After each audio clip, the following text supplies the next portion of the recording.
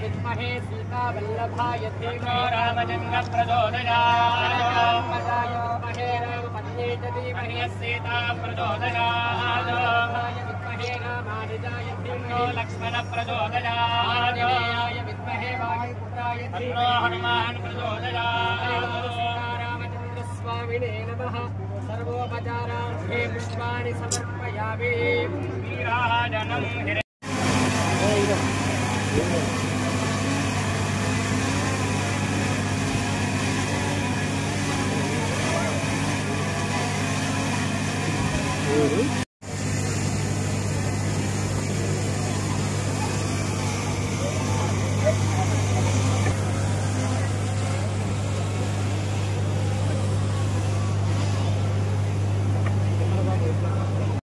చేత అగ్ని ప్రతిష్ఠ కార్యక్రమాన్ని చేసుకుని యజ్ఞ ప్రారంభం అక్కడ ఋత్వికులు ఎవరి బాధ్యతలు వారు నిర్వహించారు.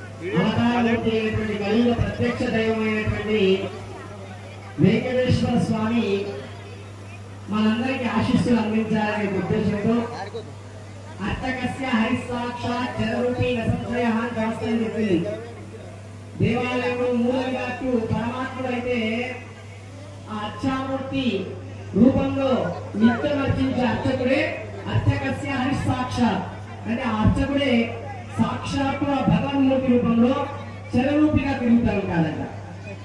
అటువంటి అర్చక స్వామి మన తెలంగాణలోని విశిష్టమైనటువంటి దేవాలయం చిలుకూరు శ్రీ వెంకటేశ్వర స్వామి దేవాలయం. ఎంతో మంది భక్తులు ఇక్కడ నుంచి దర్శించుకుంటుంటే మన అందరం దూరం నుంచి మనందరిని ఉద్దేశించి మనందరినీ ఒక సనాతన ధర్మం వైపు దేవాలయం వద్ద ఏ విధంగా ఉండాలి అని సూచనలు ఇస్తూ గత కొన్ని రోజులుగా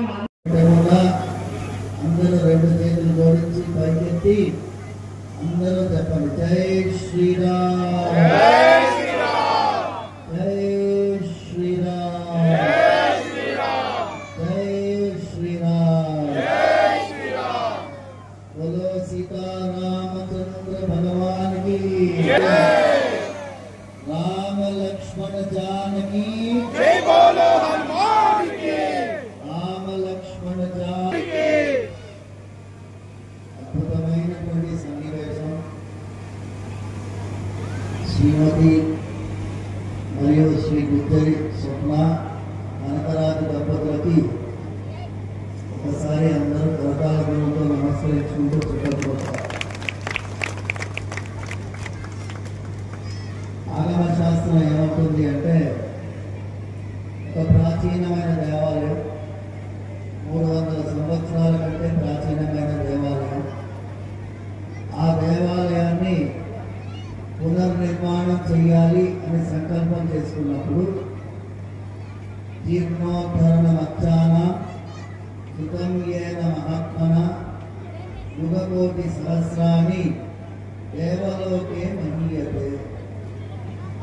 ఆ జీర్ణోద్ధరణలో ఆ కార్యక్రమాల్లో ఈ దంపతులే కాకుండా ఈ పెద్ద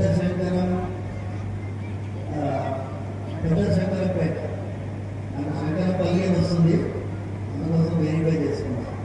పెద్ద శంకరంపేట గ్రామ ప్రజలందరినీ కూడా దీంట్లో భాగస్వాములు చేసినందుకు కులానికి మతానికి అతీతంగా అన్ని మతాల వాళ్ళు కూడా ఈ పాలు పంచుకుంటున్నారు.